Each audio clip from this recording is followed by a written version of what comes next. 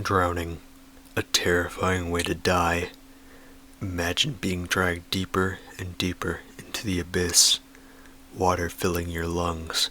As you struggle, breathing becomes increasingly difficult to the point of suffocation, all the while you scream out for air. Nearly 1,000 people die each year from accidental drowning in the United States alone. But what if some of these drownings were intentional?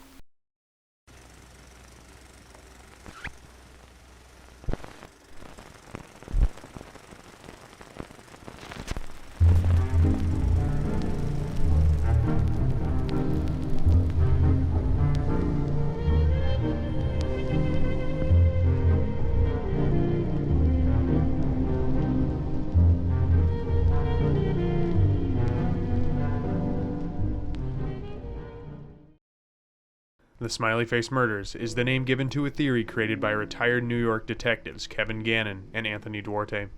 What initially seemed to be a number of unrelated drownings soon formed some shockingly strange similarities. All victims of these drownings were college-age men who were killed after a long night of drinking. The murders occurred in 11 different states located in the northeast and midwestern United States. Most disturbing of all was that all 45 of these cases had a smiling face spray-painted somewhere near the scene.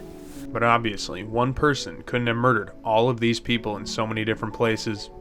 It's believed that there is a ring of murderers who are all working together to commit these atrocities.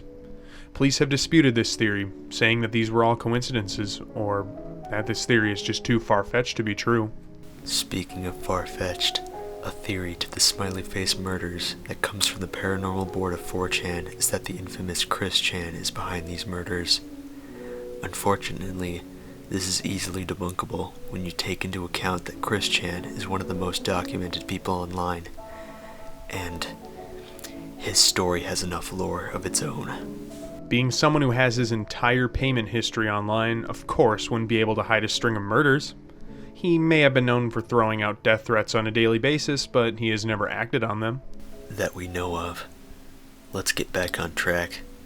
More recently, the Smiley Face murder theory has been given more attention with a docuseries and articles discussing the theory.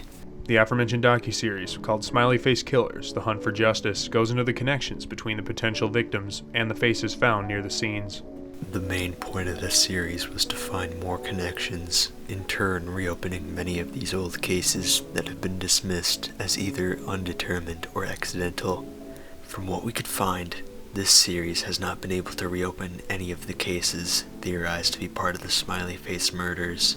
Perhaps the police are covering up this theory and dismissing them as fiction because they don't want the public knowing they were wrong on so many of these drowning cases. Maybe the police are involved in the murders, either being bribed to stay quiet or behind them all along.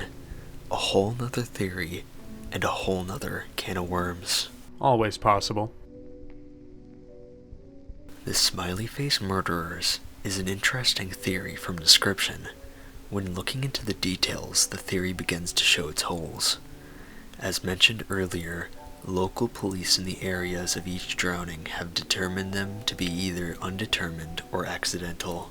And it isn't too hard to believe that someone who is drunk, which all of the drowning victims were, could easily fall into a river or lake and not be able to swim to safety. Also, the use of smiley face graffiti nearby all of the scenes can be determined as coincidences.